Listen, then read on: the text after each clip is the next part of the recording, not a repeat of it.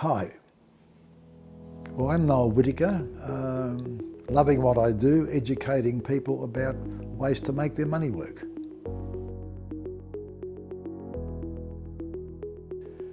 There's a wealth of evidence that a happy retirement depends on exercise and diet and a social network. And too many people end up confined to an apartment with no friends, and they live a lonely life. At least in a retirement village, you have an inbuilt social network, which is very, very important if one partner gets sick or dies. You've also got activities and a great nutritional mix. It ticks all the boxes.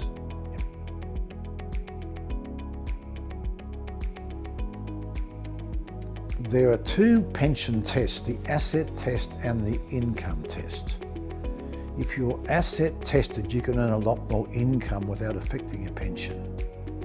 If you're income tested, once you reach a certain level, every dollar you earn, you lose 50 cents in pension.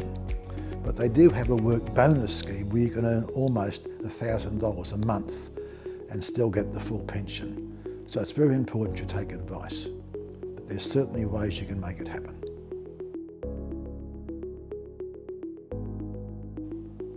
Anyone downsizing should check all the central things before they make the big decision. There's an assets test and an income test, and as the assets rise, your pension goes down.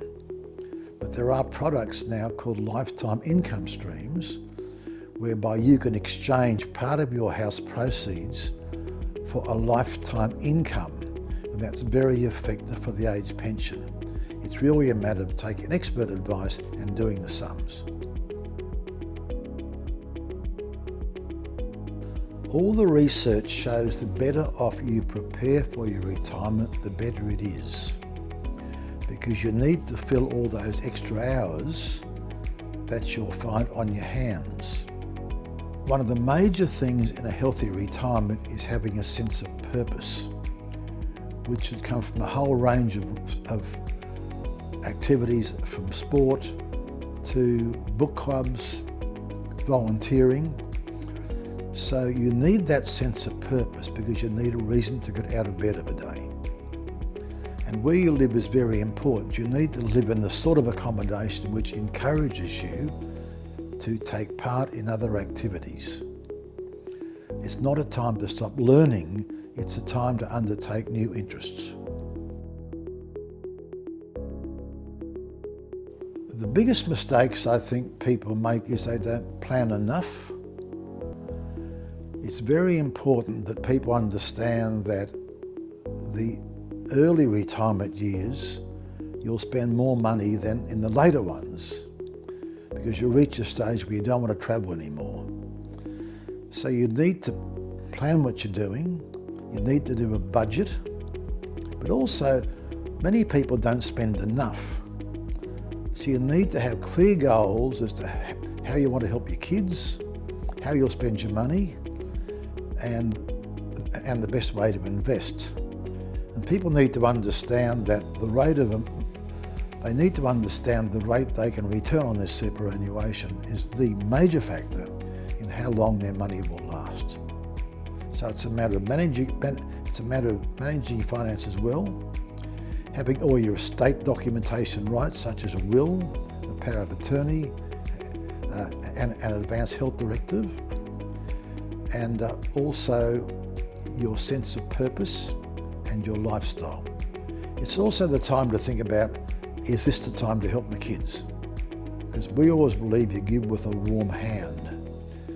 Better to help the kids now than when they're old and you're even older.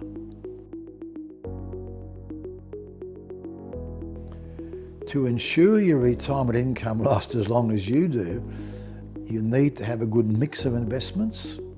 You need to have a good mixture of shares, but also cash on hand to cope with a normal share market volatility. You need to understand the best returns come from shares, but shares by their nature are volatile. Their value rises up and down. So you must have the sort of mind that's prepared to accept the normal share market volatility. and also investigate the sort of products that can give you an income stream with pension concessions as well.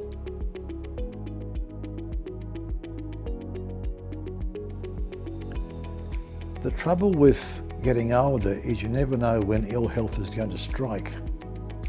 I think what most people do is keep an adequate sum sort of earmarked, which will be there if they need help. There is no clear answer to this because everyone's needs are different. It also depends very much on where you live. I mean, some places offer care and some don't.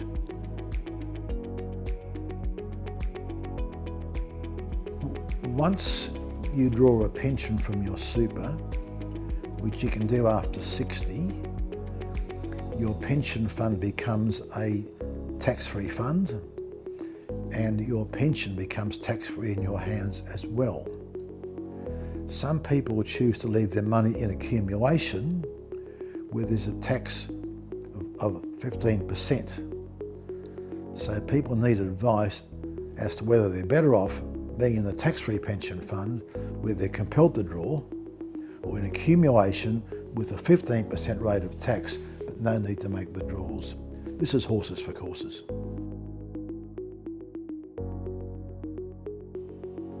The thing with super, most people draw a pension because they like the monthly income. But with the account-based pensions, you can make a lump sum whenever you wish. So therefore, to me, you would not need to take a lump sum unless you need to. But just bear in mind that some funds may have a 30 days notice or something. If you need a lump sum, don't leave it to the last minute.